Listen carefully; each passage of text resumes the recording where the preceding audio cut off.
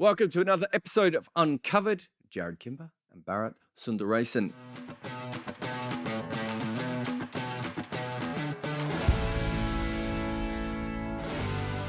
Let's start with India T20 cricket, my friends, Oh, because I've been talking to people who know a lot about T20 cricket, people in and around the Indian setup, IPL teams, but also just coaches and analysts and everything. And I have a laundry list of things they're doing wrong. Do you remember last week we said that it was hard to remake them because they're not like England, right? yeah, Whereas true. England just shut the bed so Yeah, monumentally in 2015. It's like, well, what else could we do? Let's yeah, just it's clean up this big pile of shit and yeah. then we'll work out what to do afterwards. India's not quite like that. Mm. So I'm going to put three players to you. There are three players that could have played in this squad. Yeah. Um, right? Umran Malik, Yes. Ravi Bishnoi, and Prithvi Shaw, right? Mm. You could have played these three. I don't think any one of those radically changes what India would have done, other than perhaps Prithvi Shaw, just because he would have opened and therefore there would have been more dynamism at the top. But if he was in the squad, he would not have played. He wouldn't have. That's the thing. I think with the thing with Indian T20 cricket is, and we kind of touched upon it briefly during the World Cup, is it's a cultural thing. It's a cultural change that is required, like what we've seen with England and briefly with Australia, but it's gone back to being the way it was with them, where you just have to wake up, smell the coffee, as the cliche goes, and say, we need dynamism up right from the top to the bottom in the batting lineup. I mean, that's the way to win World Cups. That's the way to win tournaments. I mean, you can get into semifinals and uh, do that occasionally, but you're not going to win tournaments without having literally. I mean, having match winners from top to bottom. I'm not saying Rohit Sharma or Virat Kohli or KL Rahul aren't match winners, but I think the impact players that seem to be doing the job for other teams, like what uh, even someone who can just come in and make that 30 or 15 at the top of the order and get your team off to a start is the kind of player who seems to be making an impact in this format. I mean, the whole concept of finishing from the top, we've discussed this in the past as well, does exist. But I mean, when you have access to the pool of talent that India do, like they always have, especially now with the IPL and especially in T20 cricket, there's no reason why they shouldn't be tapping into it as much as everybody else wants them to. Like you said, I mean, Prithvi Shaw hits more boundaries in power plays, and I'm not even a big numbers guy, but I know that for a fact as well that he hits more boundaries than most other guys in T20 cricket. Forget about India. So you need someone like that. Is he going to come off every time? Maybe, but how often did KL Rahul come off in this World Cup? He didn't make 250s. I was just looking at some stats the other day, and I think he, apart from Kohli and Surya Kumar Yadav, is the he's number three in that run scoring list for India in this World Cup, if I'm not Mm. mistaken. Maybe Hardik Pandya might be ahead of him, but the fact that he made 250s and other times just didn't look like look the part. Uh, you just think about Prithvi Shaw in his place, and yeah, he might have had the same kind of average impact on the World Cup.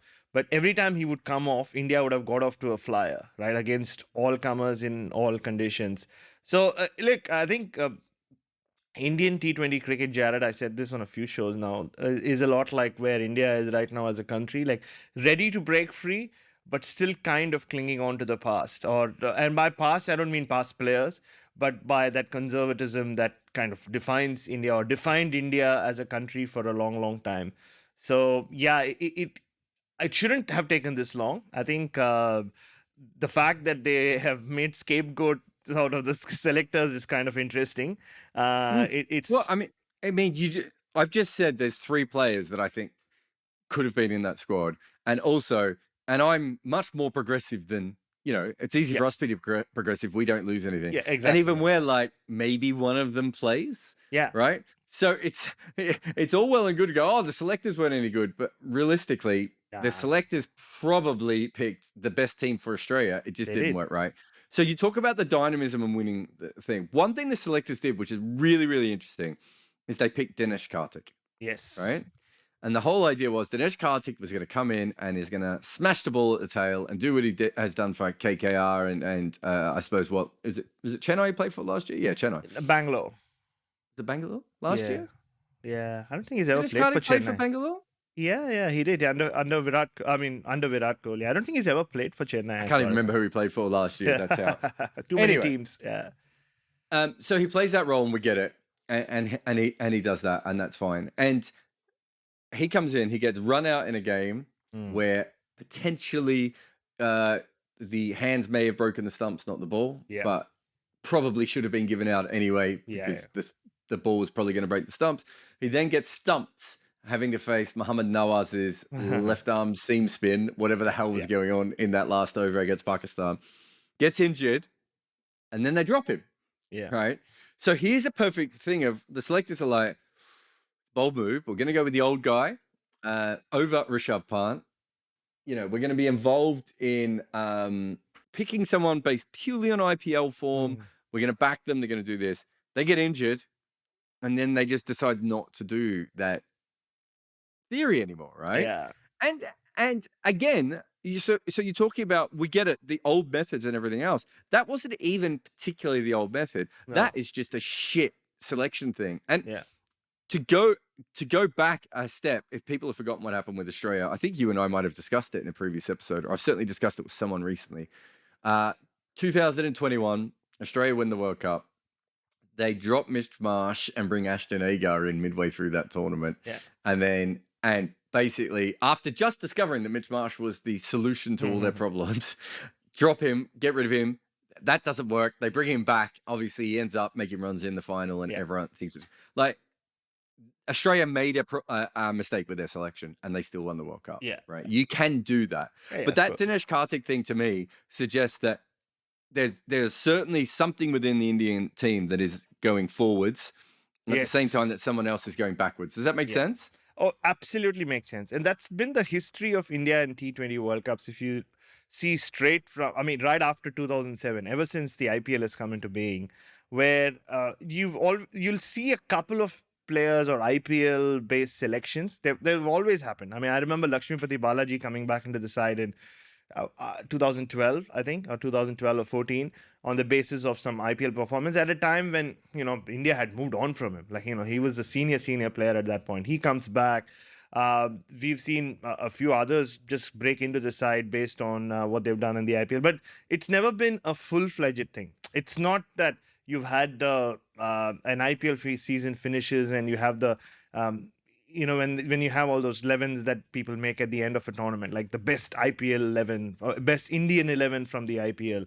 It's not that you suddenly have 9 players coming in from that team that which involves a lot of new names. That's never happened. They've kind of flirted with it, like they flirted with Surya Kumar Yadav last year, if you think about it. He makes his debut early on in the year and makes an impact, but 2021 wasn't what 2022 has been for Surya Kumar Yadav. So it was still a punt.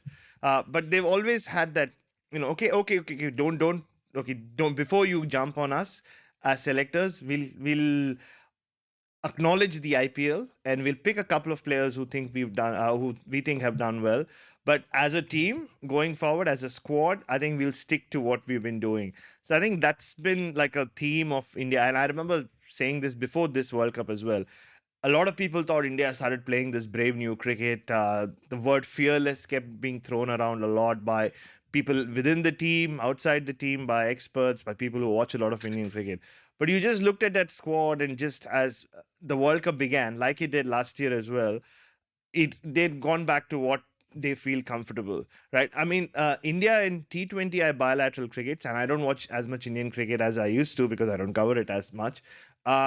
Seems completely different at times to what the T20I cricket that India play in World Cups, right? Like from who they pick to how they go about their cricket. And now it's become a question of when Surya Kumar Yadav fires, they win. If he doesn't, invariably they lose. You saw in that game against New Zealand 2 nights ago, what he makes 111, everybody else is made like 60 odd at run a ball. It's incredible how far ahead he seems to be in terms of just T20 batting. But if you put him in the context of this Indian team, yeah, I mean, I'm sure I'm not saying there are other Surya Kumar Yadavs out there, but that should tell India that maybe they should start investing a lot more in the likes of a Prithvi Shaw, or at least when it comes to batting. Some others. I mean, Sanju Samson is one guy who always divides opinions in India. And he's an interesting character. I mean, now he's I think in his mid to late 20s now, Mm. and there are so many other alternatives India have as wicketkeeper batters, and they've tried him. They've never given him a longish run.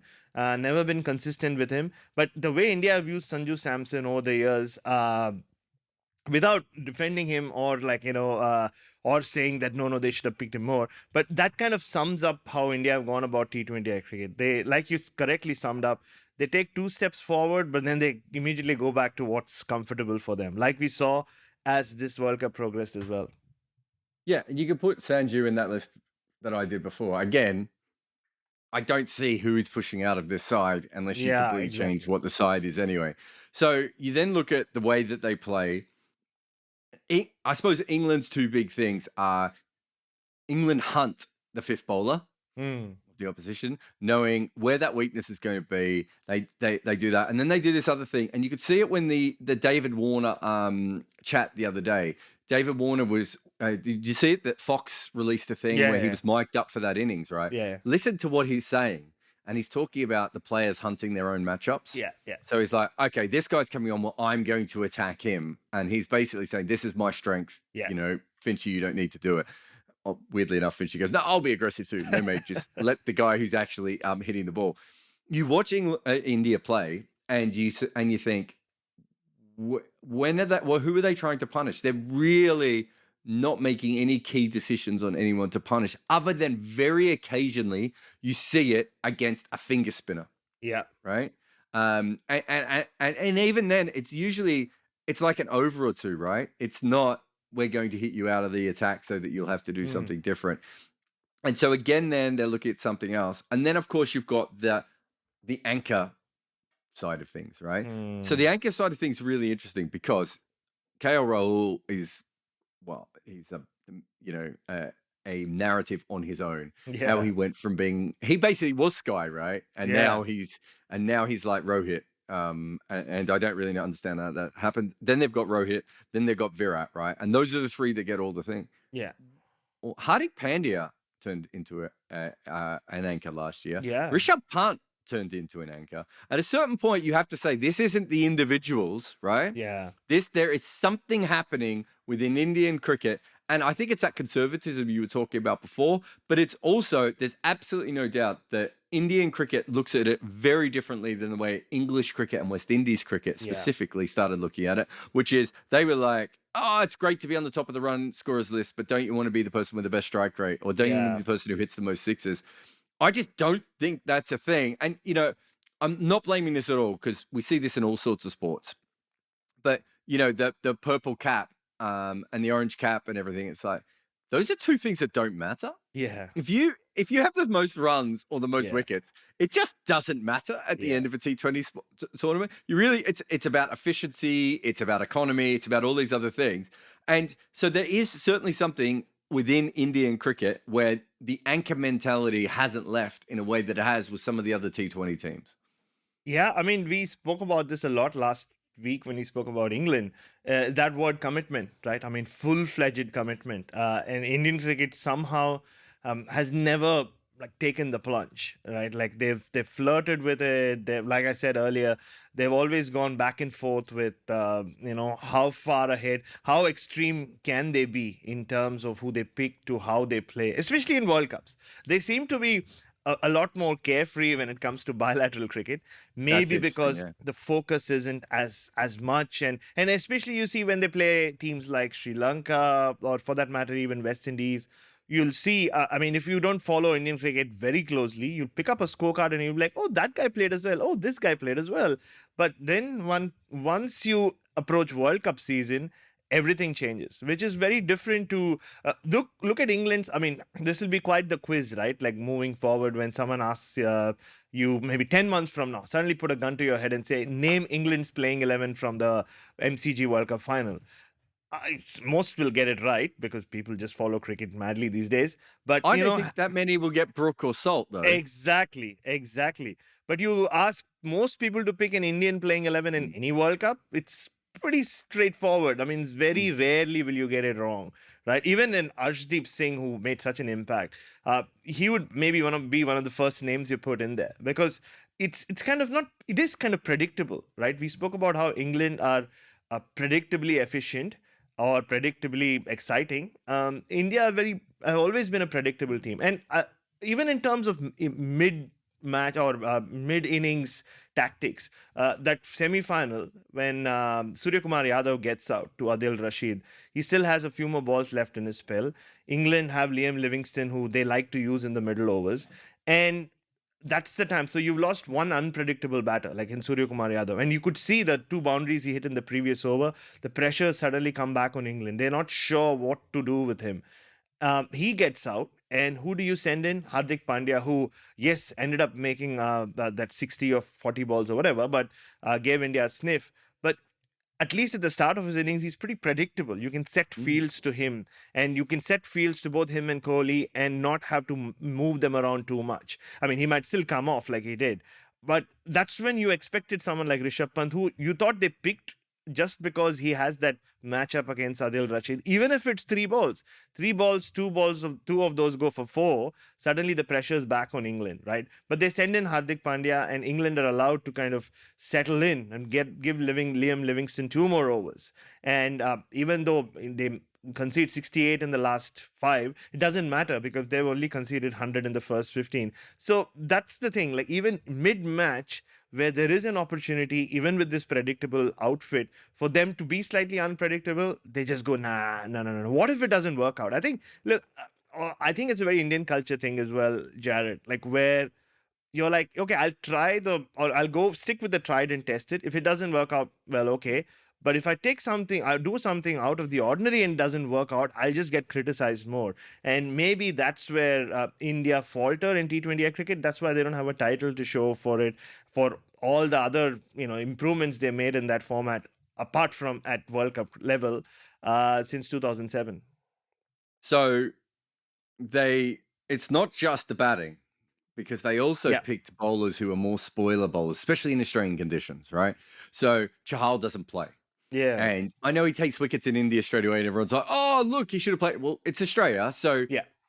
let's just chill for Yeah. a little bit. But he's a wicket taker, and they didn't go for the wicket takers. They Yes. specifically went for the spoiler bot. Like Huda kept playing, even though Yeah. quite clearly no one thought he could bowl in that team from what I could tell.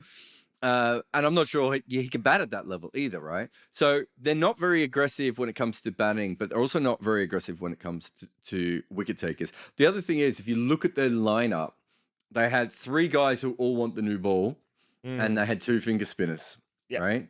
And so Hardik Pandya is the only sort of guy that can do anything a little bit different in that Yeah. lineup, which means that when you're lining up against them, they're probably not going to use their finger spinners up front, right? They're probably going to use them in the middle, and then the three quicks are going to have to all show. The two swingy guys will take it at the start, and then the guy with the seam, he'll get it a little bit after and whatever. It's really, really predictable. And also, there's a lot of them. Like if you're doing a T20 franchise team, you probably wouldn't want to come into a team with that many guys who all want the new ball.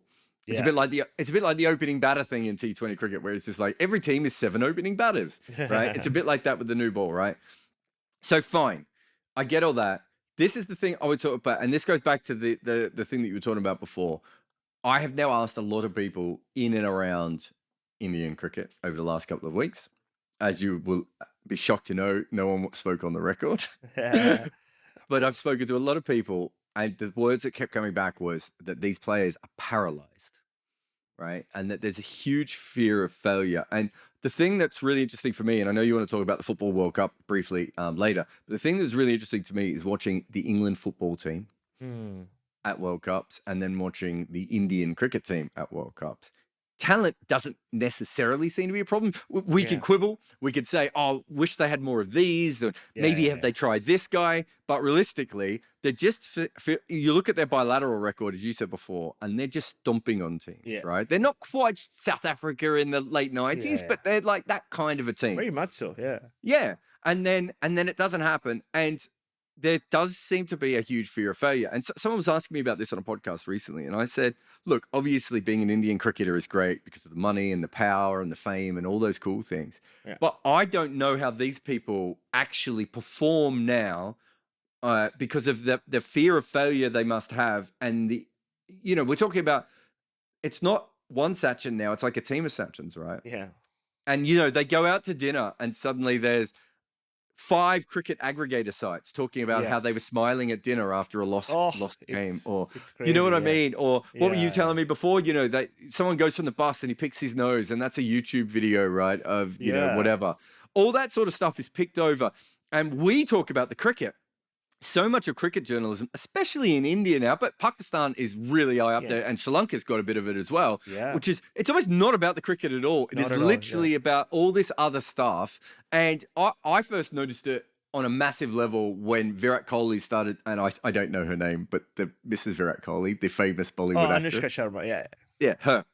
I noticed it when that happened, where it was incredible how much of the reporting was about her and Mm. her impact on him rather than the cricket. And it's not like we haven't had that before. Lara Bingle and Michael Clark Yeah. and, all of Ian Botham's life.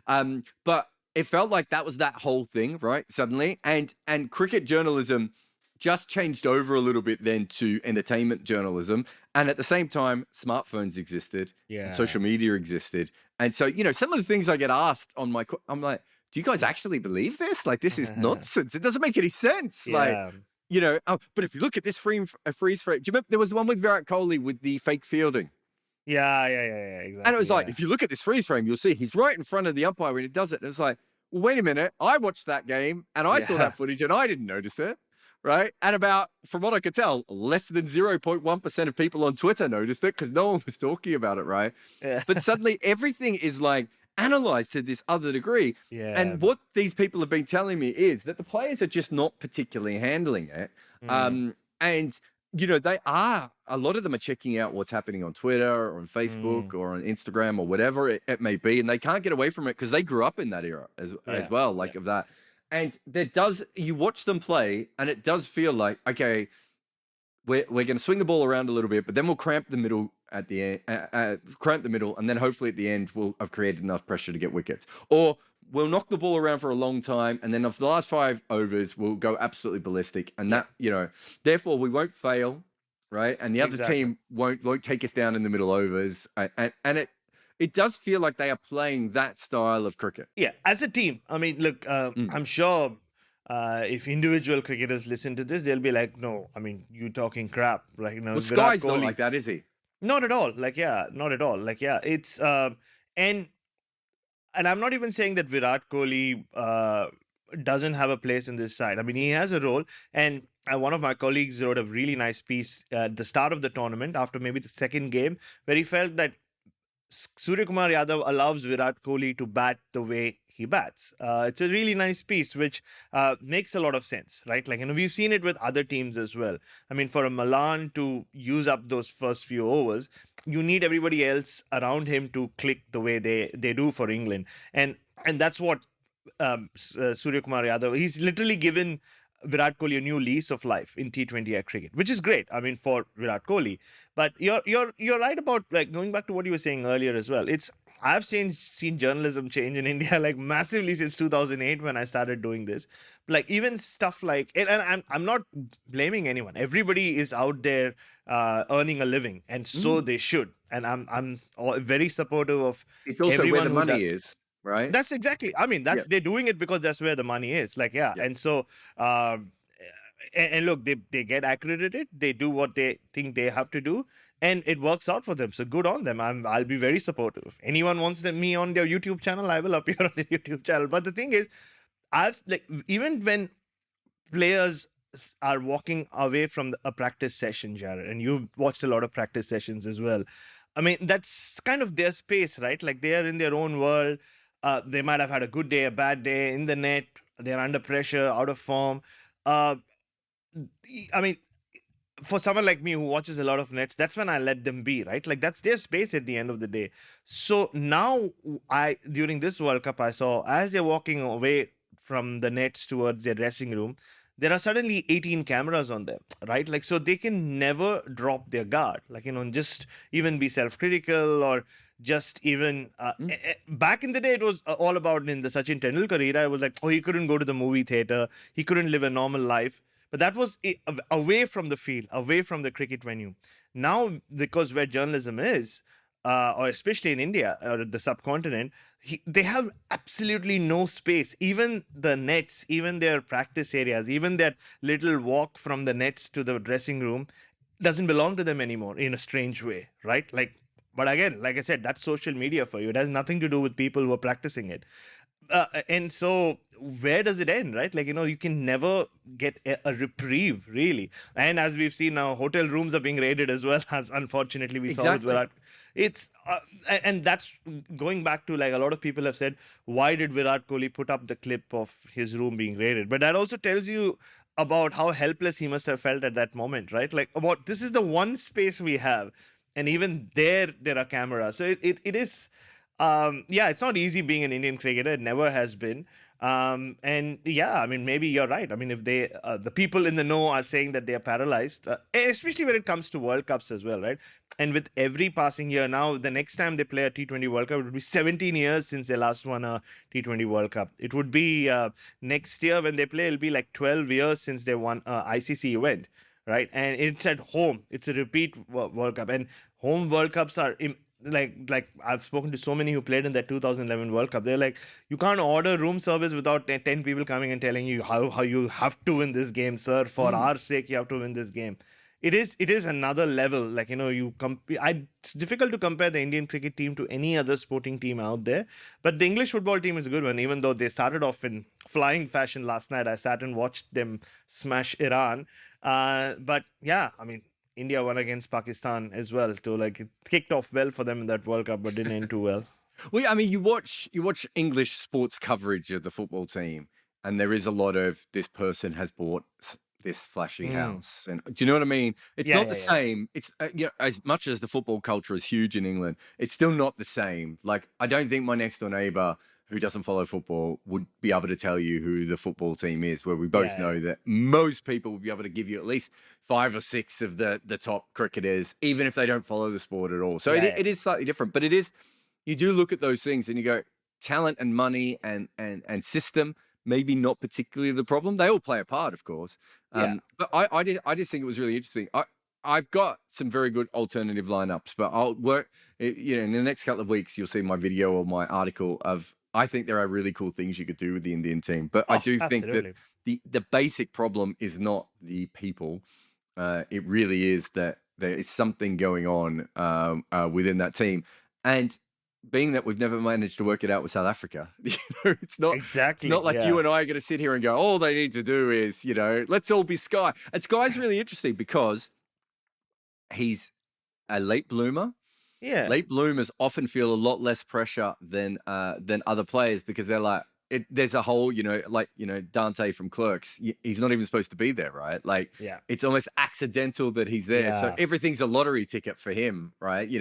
Please see Mike Hussey for that sort of thing. And it's a different pressure than being KL Rahul, where you come through and you're the star of Bangalore, and all these things are coming up, and you're supposed to be the next champion of your region, you Yeah. know. And Sanju Samson is a really interesting one as well. Like, who's the second best cricketer from Kerala? Srisanth, Oh, yeah, exactly. I right? mean, wherever he goes, whether he's playing or not, like, there's a Sanju Samson fan club. Like, he represents that state. And because Kerala and cricket haven't always gone hand in hand over the years, it's even more. Like, you're And how absolutely many right. people would live in that region, right?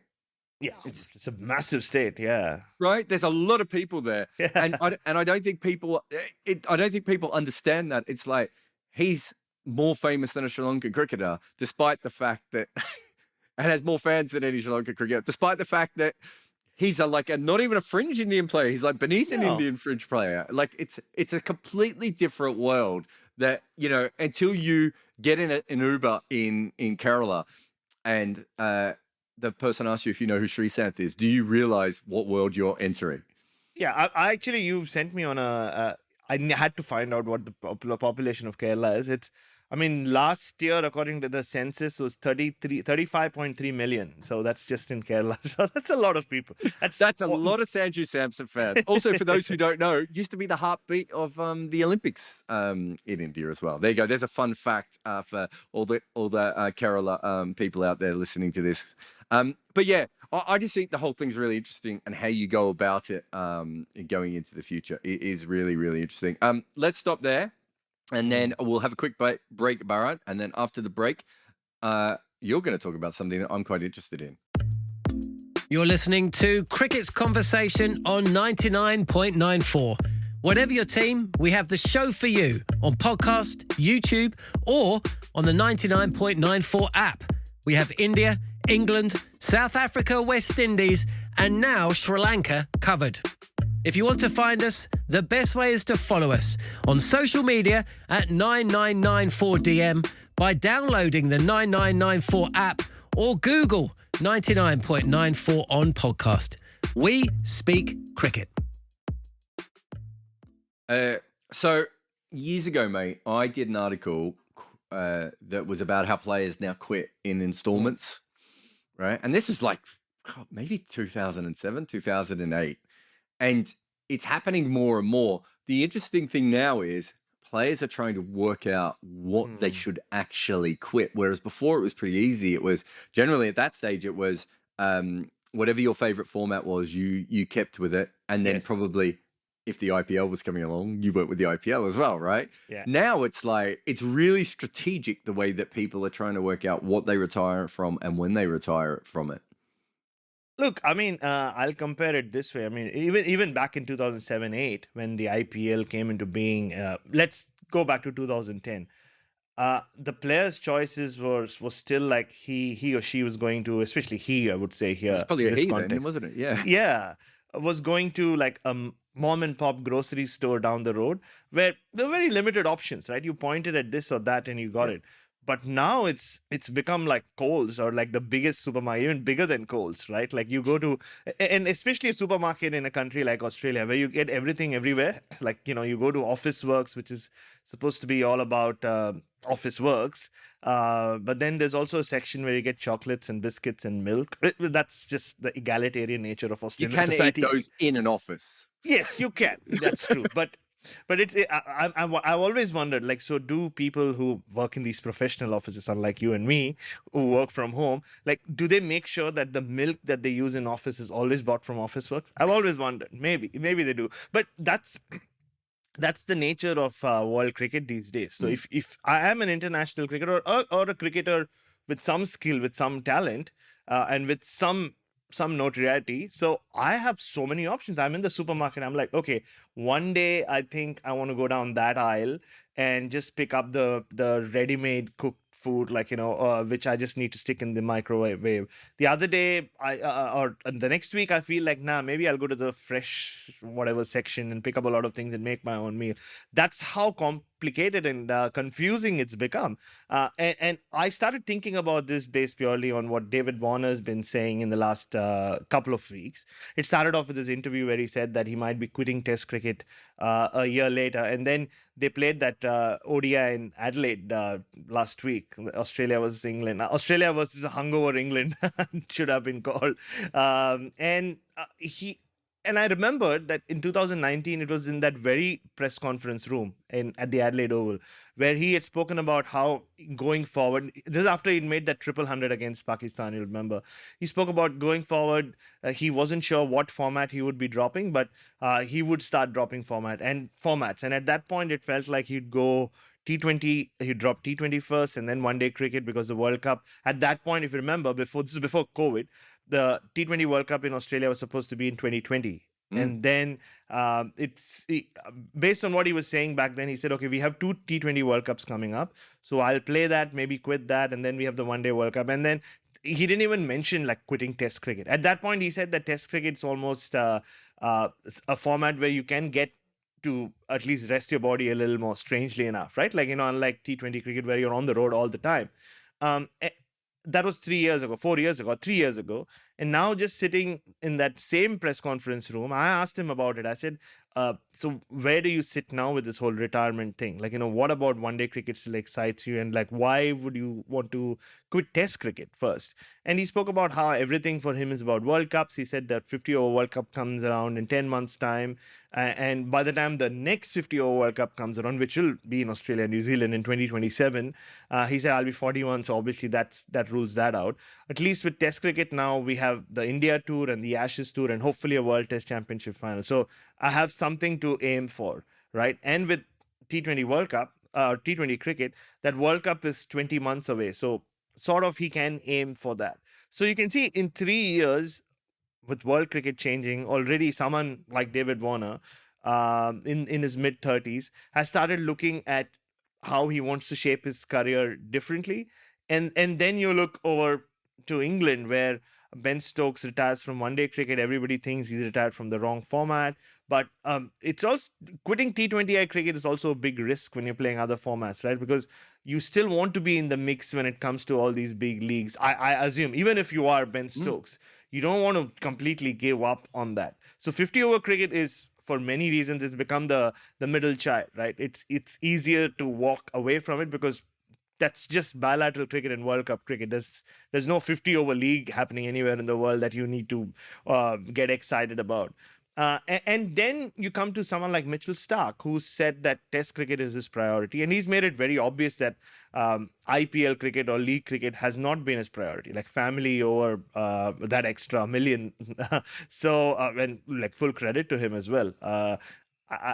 So, and he's spoken about, in the same week, he's spoken about how he thinks that he'll continue playing Test cricket and start dropping other formats. So I'm just fascinated by how the narrative keeps changing, not just on a global front, but even like individuals saying different things year after year, because everything's changing in front of their eyes.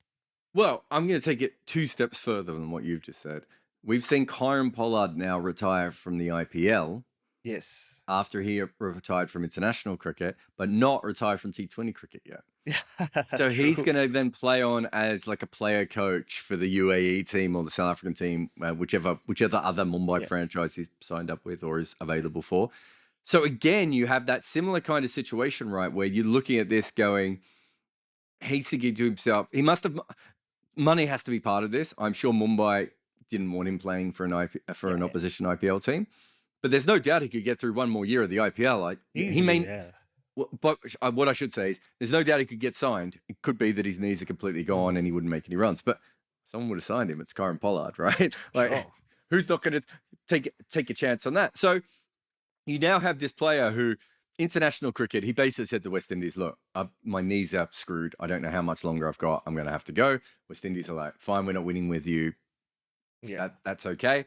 He then goes to Mumbai, plays one last season with them. Clearly, that hasn't improved his knees at all. There is a part of me that wonders if he's just going to play a lot less cricket to see if they just come back. I don't know. I haven't chatted to him, so I don't know if it's a similar problem to Andre Russell. So Andre Russell's is that I was going to say tissue. I don't mean the tissue, do I? I mean the cartilage is gone. Yeah. You can't grow back cartilage. So I don't know if that's exactly what Kieran Pollard's problem is, but my guess is it's probably something similar. And if that's the case, you can nurse it, but it's still going to hurt a lot. So you either can play with the pain or you can't. And so you've got that. Then you've got the women, right? Yeah. So it wasn't that long ago, and by that I mean maybe 2 years ago, most women, when you talk to them, would just be complaining they don't play enough cricket. We don't play enough cricket. We don't play enough cricket. Suddenly, overnight, they're retiring from playing too much cricket. Like, it literally was so quick of, and there's always other issues, of course, with Stefani Taylor and Lizelle Lee. It sounds like, if you watch West Indies in 99.4, maybe Stefani Taylor wanted to be captain, possibly. Lizelle Lee had the fitness issues where she was like, actually, I think I'm quite fit to hit sixes. And they were like, I don't know. But the point is that even they've been given options. It's incredible how quick this has happened. So how quickly do we now develop into everyone is a specialist in different things? Like, Yeah. is that the next thing where someone who's 24 or 25 just goes, okay, well, I'm good enough to be a fringe international player, and I might be this good, but if I spend all my time on this, I'm going to be one of the world's best, and I'm going to make a lot of money from Yeah. this. Whereas if I go and do this, and I do this, and I do this, I might make roughly as much money, but my legacy won't be. How Yeah. many different things do you need to decide on? Someone asked me today on Shadab Khan. He was like, should Shadab Khan come into the test team? And I'm like, okay, forget what Shadab Khan thinks here. If I'm Pakistan, am I not also thinking, well, we want him to bat at number 4 in the T20 team and probably Yeah. number 5 or 6 in the one-day team, and we want him to be more consistent with his runs, but we also think if he played in the test team, maybe he could bat at 6, and if he batted at 6, we'd have a frontline bowler, but he'd have to develop his bowling. Exactly. It's really weird because we It is. didn't. That wasn't what it used to be, right? You just decided, and we don't even. This is not even factoring in Shadab Khan and what he thinks. Yeah, exactly. Yeah, I mean, it's like Adam Zampa being talked about as an out of the box pick for that India tour, right? He has not played a first class game since 2019. I don't think he's played a first class game since he moved from South Australia, if I'm not mistaken. Sounds right. Um, Yeah. yeah, so it is that's the world we live in. Like, yeah, you're right. It's at times it's not even about what the player wants these days, whether it's men's cricket or women's cricket. Like, there are also others making decisions for him or her, right? Bringing them into the side. I mean, I don't know whether Shan Masood ever thought he would play in a T20 World Cup, right? Like, I'm sure he wanted to, but 6 months out from the World Cup, I don't know whether he ever thought he would be within touching distance of, or whether he would ever don the colored jersey for Pakistan. But then you saw him play a pretty important role for them as well. So now, how does Shan Masood look at the rest of his career? For the longest time, he was this test opener in and out of the side. But now he's played a T20 World Cup final. He's been one of their chief run getters in the World Cup as well. So how does he start looking at his career now? And we're not talking about a Pollard or a Gale or a Stark or a Warner here. We're talking about someone who's a good, decent test match opener, made some runs here and there, but never really been able to cement his place in this test side.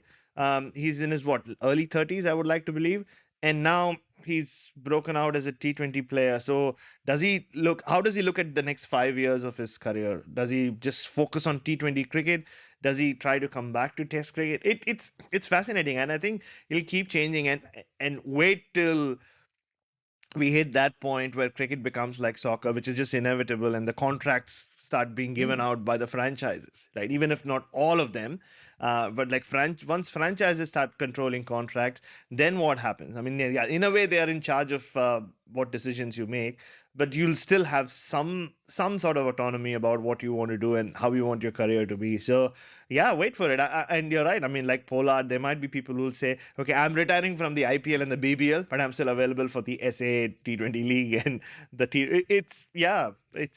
and all these T10 tournaments starting as well, Jared. I got an email last night. I just heard about Sri Lanka starting their first ever T10 or becoming the first ever test nation or No, to start. West Indies have the 60, don't they? Oh, they do have the 60. Yeah, so they have the 60. This is but Sri Lanka have their official T10 league. And late last night, I got an email saying Cricket Kenya has started their T10 league. So starting, I think, in March or April 2023. I'd never got an email from Cricket Kenya before, I will be very honest. So I was a little taken aback. But yeah, there's just so much happening. And that supermarket's just getting bigger and bigger. It's going from Coles to Aldi, I would say. I just think that your supermarket references are just on so much of our audience. Just go, what's a Coles? What's an? Oh, that is true. I'm so These sorry. Office Works. They're like Office Works. I get that. That makes sense in my head. Anyway, let's take another break. And after break, I'm going to tell you something. In fact, after the break, we're going to talk about 2 different sports that are not cricket. Just for a moment. If you love the language of cricket and want more, then head over to the 99.94 app and you can hear all of our podcasts and cricket commentary. We're adding new shows all the time and covering cricket series from all over the world. Be the first to hear all of our announcements by following us on social media at 9994DM. Welcome to Cricket's Conversation. All right, so I want to tell you something really cool, and you're always banging on about wrestling, so I figure I have some time to mention basketball here. So I'm a Denver Nuggets fan, and a really interesting thing happened in a Denver Nuggets game. At the end of the second quarter, Luke, what do you know about basketball before? How much do I need to explain to you personally? No, I do understand the rules. I have written a little bit of basketball early on in my career. So Perfect. yeah. So Luka Doncic, one of the best players in the world, from Slovenia, he's playing against Nuggets, and he takes a 3-pointer right on the at the end of the halftime, and he gets it in. Then they do a review. So the players are off in the locker rooms. They do a Yeah. review and they realize his foot was on the line. So DRS. So this is so cricket, this thing, by the way. It's so beautifully cricket. After halftime has finished, they have to come back out, but play the last 2 seconds again. Right? But now Denver has the ball, but it gets even more futile because Denver has the ball in the wrong half. So they're miles away from their basket. They've got 2 seconds, so they're not going to be able to get the ball down, right? So you've already got this. So they come back out, right? And so the 3 points are taken off Dallas's total. And now Denver have the ball in the defensive part of their court. They get the ball, and this guy called Vlatko Čančar gets the ball, right? And he's also Slovenian and friends with Luka, of course. right? Yeah. And he shoots it from the other end and gets it in. So it's like, I don't know, 60-foot shot, 65-foot shot that he gets in. It's in Dallas, and he's a Denver player. The crowd still erupts because it's a half-court shot, right? Yeah. It's like impossible not to get behind it. But the whole thing just gets like weirder and weirder, like the more that you start to actually undo it. First thing is that Luka, Vlatko Čančar wasn't on the court when this happened. They subbed him in for these final 2 seconds, right? Oh. And the reason they subbed him in is apparently he, at the end of every practice session, he practices half-court shots, right? Oh. And he does it with the coaches. So all the coaches knew that he was really good at this, right?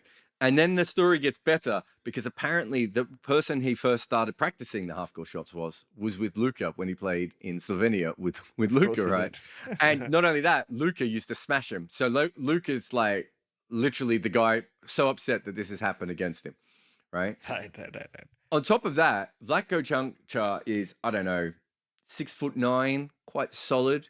He's not like a doughy European unathletic player. Yeah. But he's not quick. He's not like a fast twitch guy or anything like that. And he's 6'9", so he's not really known for his shooting, although he can shoot. On the court, Denver actually has a guy called Bones Highland, who is probably one of the quickest players in the NBA and is known for shooting. They call them logo threes when you shoot from the logos. Right. So they literally have someone who could do it, and they brought on this doughy white guy, and he's nailed the shot. So it's already really weird from that kind of perspective. Yeah.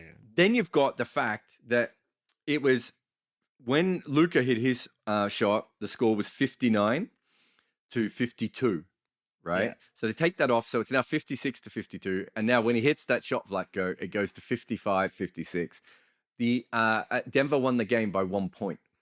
Oh. Right. So even though this happened in the middle of the game, this random thing all played. But then you look at it and you think, you watch him shoot the shot, and you realize really early on that this is someone who is, it's not like, quite often when you see someone, have you ever seen White Men Can't Jump? Yeah. So White Men Can't Jump, there's a half-court shot where he like throws it over his head, right? And if you watch basketball, quite often they'll shoot it off their chest. If you watch Vlatko, this is someone who's like spent a lot of time practicing this specific thing, right? Yeah. And it just happens to be in this one moment of this game that they weren't going to win because they've got the best player in basketball, the 2-time MVP, Nikola Jokic. He was injured. Their second best player was injured. Their fourth best player was injured. One of the other players got injured during the game, and they're going up against Luka, right? So they're going to lose this game, but this weird 6-point swing ends up, and they end up winning by a point, right? And this one thing that he practices over and over again, partly as a joke, but also he always used to say that it was like, it might come in handy one day, right? Yeah. So that's the basketball story that's weird. When I was young, I had a school teacher who was absolutely perhaps one of the most useless school teachers I've ever had. He did my business studies course. I don't know why there was one girl in our class who wanted to sell children's clothes, right? I remember that. She was really weirdly full on for a 16-year-old of like, I'm going to grow up and sell children's clothes, right? No one else in that class gave a shit about anything about business studies. This guy was a useless teacher. And so we would literally go into this class and just talk.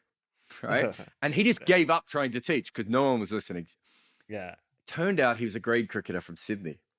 right? Oh, And right. according to him, quite good. And we it's before the days where you could check on Play Cricket to see Yeah. how good he was. Yeah. But either way, when we started talking about him, and it happened to be that our business class had 4 representative cricketers in it. There was probably only 5 representative cricketers in our whole school, and 4 of them happened to be in this business studies class. So once we found out, we would like pepper him with stuff like, Yeah. because he played against Glenn McGrath and all those sorts of guys, right? Yeah.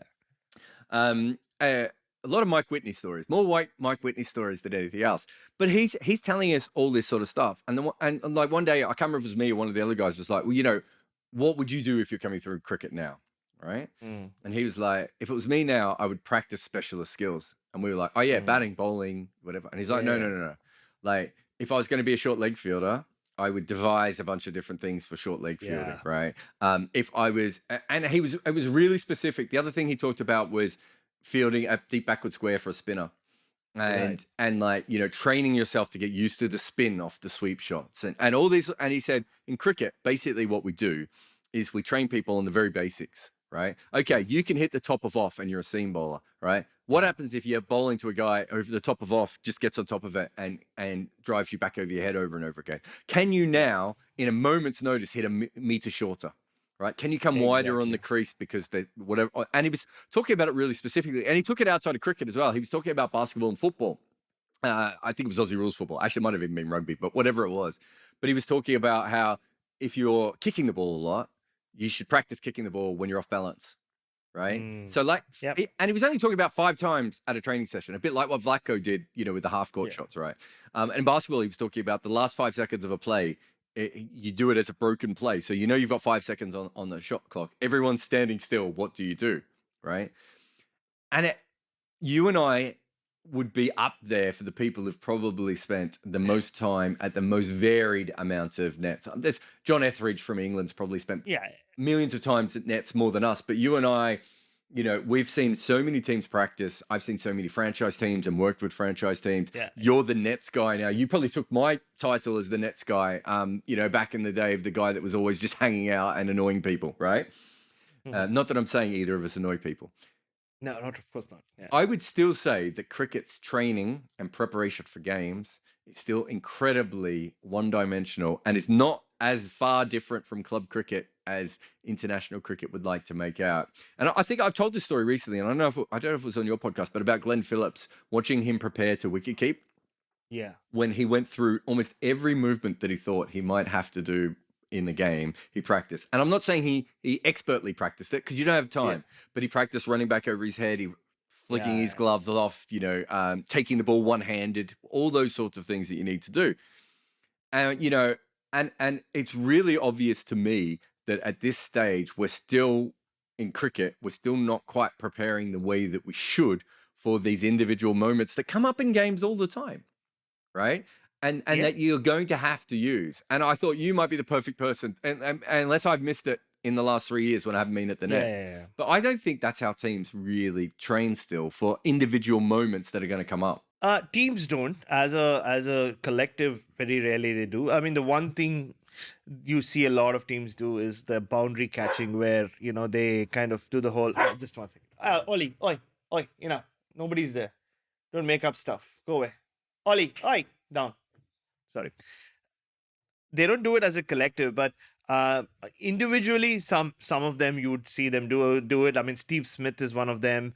In whatever format, like I remember in Sri Lanka, he was where before the second test, there was this whole talk about like, oh, you thought the first pitch for the first test was a turner. Wait for the second test. It's gonna keep really low. And I saw him start practicing this weird sweep shot where he would kind of just like duck when the ball was coming his way and get into this very squatty position and try to play. I started calling it the squat sweep. And as he left, I asked him, like, why were you practicing that? He said, well, what if it comes in handy, right? Like if it works out, like if I'm in that position, I'll have something. At least I have some muscle memory to fall back on. So someone as quirky as Steve Smith, you might see do that. But I think the one guy who was, and he can do it because he can afford to do it, who has, I think, really nailed how to practice for T20 cricket as a batter is Dinesh Karthik. Because what Dinesh Karthik does, and then my colleague spoke to Dinesh Karthik and he told him in detail, the story's out there on Crickbuzz somewhere, that he, during the off season, he just hires grounds all around the country. And he says this also in the interview that he can do it because he has the money to do it as well, right? So he hires grounds and hires like 11 players, bowlers, fielders, all of that. And he works on specific scenarios and skills on a daily basis. So one day it'll just be about, okay, you need to get 14 runs of the last over and you have a left arm spinner bowling. He'll spend like 3 hours just facing different kinds of left arm spinners and trying to fulfill that task. Or it'll be just about, you have to make certain amount of runs and certain amount of balls. It's always about finishing with him, right? And he'll spend the whole day with it, with different fields, pack the leg side field, pack the offside field. Or one day it'll just be about like the sweep shot, the lap shot. And that's why, his game just seems to keep evolving all the time. I mean, it might not have come off during the World Cup. And that's one of the main reasons he was able to come back into the side. So you have guys like that, but then for that you need not just money, you also need the time, right? I mean, Dinesh Karthik doesn't play much. He plays domestic cricket. I don't know whether he plays a lot of Ranji Trophy cricket these days, but he does play the Vijay Hazare, I know, and Syed Mushtaq Ali. You can go check it out. But he has enough time during the year, because Indians don't play anything but the IPL, to work on this. So you need time and you need a lot of money. But if you are a modern day cricketer, I'm sure you can find ways of picking and choosing what Dinesh Karthik does. I think there's a few individuals out there that do it. Yeah. In fact, I had a batting coach recently who's working with a major player, and he was coming to me for ideas, like not so much that they were going to use them, but he's just like, okay, this guy, if we were going to, I think, it was for T20 cricket. He said, if we were going to rebuild his game, what would you do? And I was like, and so I just came up with a bunch of specific things and it was even more basic than what Dinesh Karthik is doing. In fact, in some ways, that Dinesh Karthik thing is the off-season thing that you do, right? Yes. Whereas the in-season thing seems to be the bigger problems, where you just go in and you face 30 balls in the nets or 40 balls in the nets. And it's like, well, that's not at all how you should be preparing for a T20 game. And so I just find it really interesting. And I do think that, I do think at times that the way that we prepare for cricket is just a little bit more basic than it needs to be. Yes. And the way that we get good at cricket is completely different to the way we should prepare for matches. And I don't think we've got, I always look at baseballers. So baseballers go out and they do all their individual skills. They're not even really doing them as a team, right? But they pair up a little bit. And you get that a little bit in cricket. But then in cricket, it's like, well, now we've got to do the football warm up. And you're like, in Scotland, we were playing football in the UAE before games. Like, why would you do that? We don't need to, surely that's not a good thing to do. So I do think there's some errors there. You want to talk about the Football World Cup at FIFA quickly? I'm assuming that incredible speech by, Infantino, is that his name? Infantino, He basically claimed that freckles are the same as being disabled, from what I could tell. God. I mean, they're really making the ICC and every other sports organization who've been under the pump looks like angels, right? Like, I'm not saying the ICC have had the kind of scandals FIFA have had, but just everything from that speech to the things that we are hearing about, not just the players and the whatever the armbands or messages that they wanted to portray to the world. But I saw a clip on social media. This a former female footballer was not allowed because inside the stadium with a rainbow hat, and just the sanctions that FIFA seem to be. The sanctions that seem to be coming from the FIFA for players and fans who just trying to make a statement about something they should be making a statement on. It's just strange. It's just I have like mixed feelings watching this World Cup. I know it's sport and you need to somehow find separate what's happening in Qatar and all the human rights violations that went into the making of this World Cup. I saw last week, yesterday. I shouldn't have before. And I was telling Isha the other day. This was the first time since I think 1998 that I didn't watch the first opening game of a football World Cup, because it just didn't. It was Ecuador and Qatar at a very odd time, but also just didn't. I don't know, it just felt a little odd. And then I saw Last Week Tonight with John Oliver, and I was like, even though most of those stories I was aware of, it was just like, it makes you feel very icky. Like, at some point, you shouldn't be able to separate sport from the reality of what's happening, right? It's kind of weird. I don't know what you made of it, but Well, one of the yeah, I just things, don't feel very comfortable watching it. yeah, one of the things I felt interesting was that the teams decided not to wear the armbands because FIFA would come down on them because that is the Yellow cards? yeah. Yeah. So that is the point of protest, right? So we've had Olympians give up their medals because of Yeah. protest they've done before. Colin Kaepernick loses a career on the back of Yes. that, and it's not just left wing athletes either. Enos Cantor or Enos Freedom, whatever his full name is now. He's a right wing athlete who's lost his career. Like we've seen it in both directions, right? Like if you really Yeah. believe it, then you take the yellow card. And so, Yes. and you hear some of these football coaches and managers talking about this, and you get, and I'm not having a go at the footballers at all, but you get the feeling they don't really believe it, right? And it's just that the Yes. cultural pressure sort of became too much. And then you've got, Yeah. I find this really interesting as a cricket person, the Western culture clashing in with the Qatari culture and everything else. Yeah. And so you've got Infantino and all these other people go, well, look at what Europe has done for 3,000 years. And it's like, yeah. Yeah. And look, and Switzerland didn't have women voting until what? And it's just like, yeah, like I get what you're saying. And I'm not Yeah. saying there isn't some racism because I think there has No, been of some course not. Yeah. obvious racism against not so much Qatar, but the whole setup from The Middle East yeah, and all that. Yeah. from Western people on the outside. But it's also still immigrants, Yeah. being forced to work in ridiculous conditions. And yeah, it's really interesting because I would love to go back and know what happened when some of the UAE stadiums were built in cricket. Yes. And we don't have a Exactly. media that is even. It was funny. They were talking about the FIFA. He was going, 400 journalists turn up to this press conference, but not to some other press conference. I was like, have we ever had a cricket press conference with 400 people? Like even in India, I'm not sure. Yeah, I don't know. Mumbai is 400 the only place you would get 400 press in anything. Even Sachin Tendulkar's farewell press conference didn't have 400 people. No. It's such a different economy. But I was wondering about that with the UAE because obviously you and I know how immigrants are treated in the UAE Yes, as well. exactly. Yeah. And then Same system. and someone else asked me if there's ever been a moral issue with the ICC. I would have thought the major one we all kind of missed just because I think it was partly our fault, but also just because it wasn't a story because the men's team was a story, but the Afghanistan women's team Yes. not Exactly. existing. Yeah. That only became an issue when the Taliban took over, whereas actually, in Yeah. fact, should have been an issue beforehand as well. Before, yeah. Exactly. So it's real. The whole thing's really, even if you go back to the first Women's World Cup in cricket in 1973, where basically Rachel Hayhoe-Flint tried to get these South Africans, and that was before it was the ICC, of course, but tried to get a South African team in, and then she wanted to host the second event there.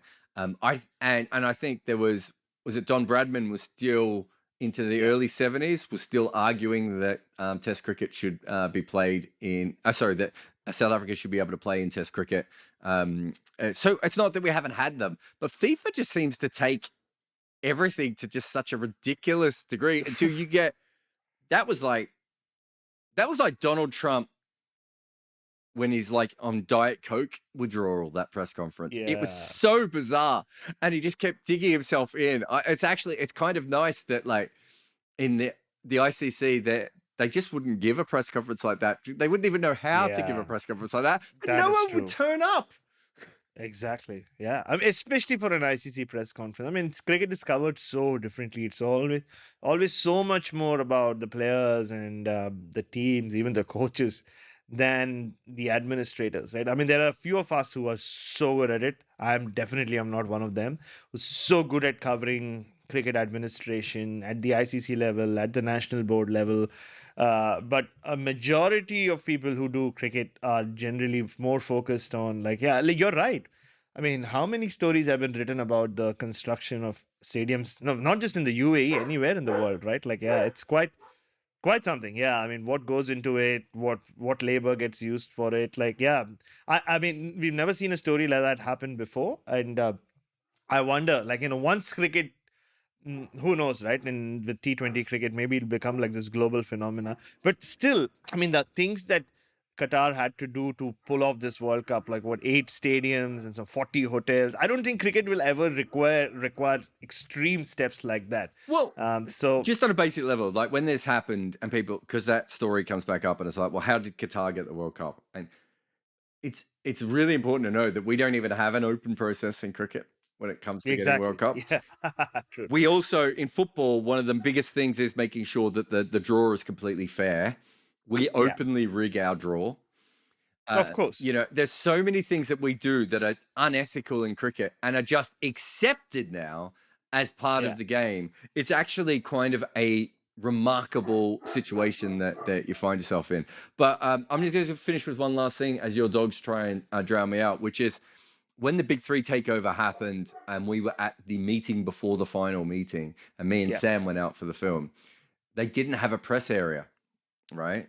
And they hadn't Yeah, released where the meeting was going to be. And so you can see us in the film literally calling around to work out where the fuck this meeting was going to be so we could gate yeah, crash it. And when we got there, they weren't angry at first that we were there with cameras. Originally, they were like, how did you even know that we had a meeting on today? yeah. Right? That's how different the two sports actually are. And that was Yes, only, what was that, 2013? yeah, So by that stage, you would think that things were going on in cricket, and they weren't. In fact, in the Kerry Packer documentary, where they show all the press running up to talk to people outside the MCC meetings and everything, I think it was Gideon Haigh just went, "No, that was not what happened. There was not a throng of press no traveling around." way. Anyway, Bharat, I will let you go. You're commentating the all-important Redbacks. Are they still called the Redbacks? Yes, they are still called the Redbacks. The Victoria, I mean, some of these teams have maintained their names. Yeah. So they're the Redbacks. Victoria is still just Victoria these days. Western Australia is just Western Australia. Queensland can be referred to as the Bulls occasionally. But yeah, Redbacks are the only ones who've just stuck to it. Like, yeah, so you often have to say Redbacks on commentary. Otherwise, people won't know who you're talking about. I actually, weirdly enough, you're going to commentate on them. I just did a podcast on a Sean Tate spell from 2006, which will. Ah, So you'll be up here, and then the next one. So it's an all Redback week for me on there you the go. podcast. Thanks again, mate, and I'll chat to you next week.